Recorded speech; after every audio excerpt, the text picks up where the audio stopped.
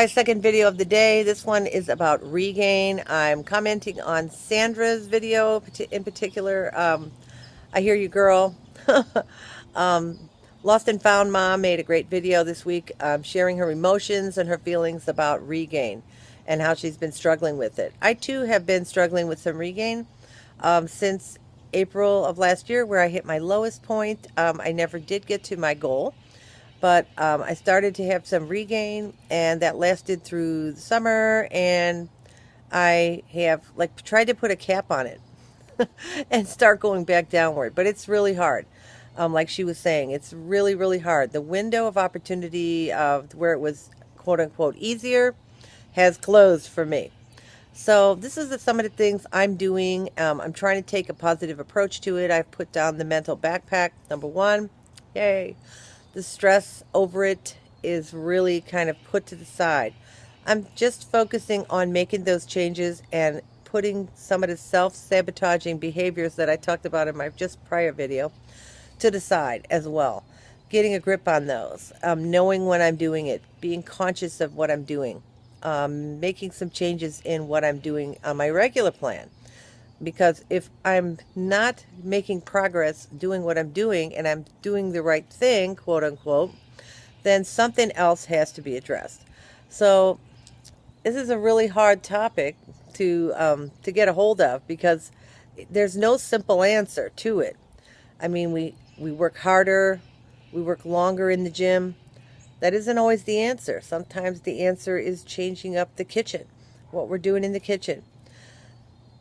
You know, when we're staying on plan and we think that we're doing nothing wrong, sometimes we have to take a harder look.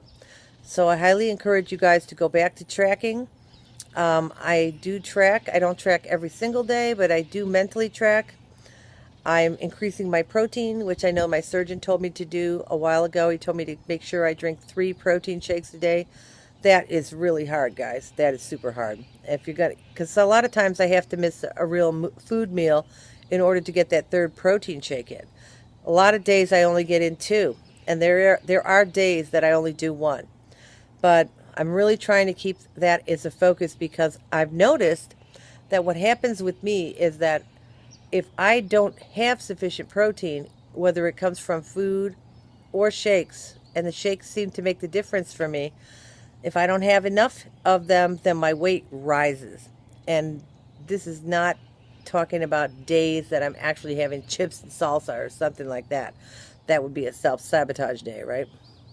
So I'm really trying to focus in on just drinking that stuff down. Here's another one, okay? And I just have to slug it down. I am really, really a hard head when it comes to water. I'm not really big on drinking water. I used to drink water so easily, but now I can't drink like mass quantities at one time. And it really frustrates me, makes me feel like I'm going to have pain when I guzzle water down. So, and that's the way I like to drink it, is fast, so that I can get it done. So I really do wrestle with that. And as far as things go, yes, I have made some progress inches-wise, and I'm happy with that. But having the scale going up and down and looking at that regain, yes, it's ugly. But that 8 to 10 pounds is manageable. I caught it in time. I eliminated a lot of the fruit and stuff from my diet that was causing that regain. So now I just have to take 6 months. I looked this up, guys. Check this out if you want to. There was a couple of studies done on the theory of set point. I've listed a couple of doctor commentary on my channel on the trailer, which are very interesting. But I found this plan, I guess you want to call it, on the web, and it talks about managing regain, so to say, and targeting where you want to go. So what it says to do is to take your body weight now times 0.01, and that's going to give you a number of pounds. And then you choose the range you're trying to get to.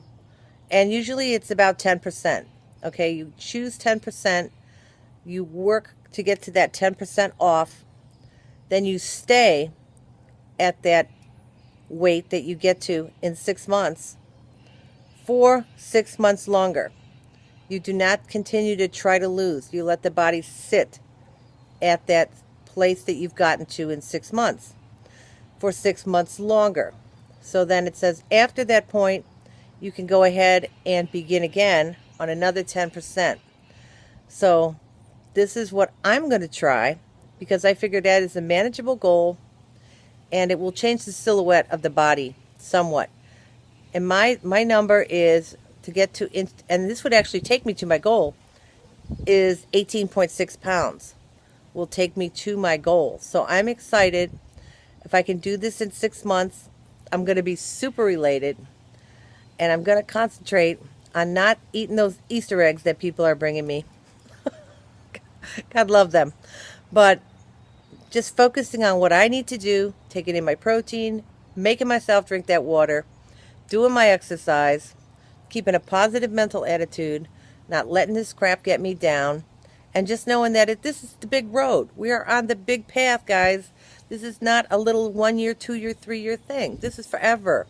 So we have to realize that what didn't come on that quick, it's not going to come off that quick for all of us, especially after we get past 12 months out. So keep working, guys. Don't give up. I love you all, and I'll see you there.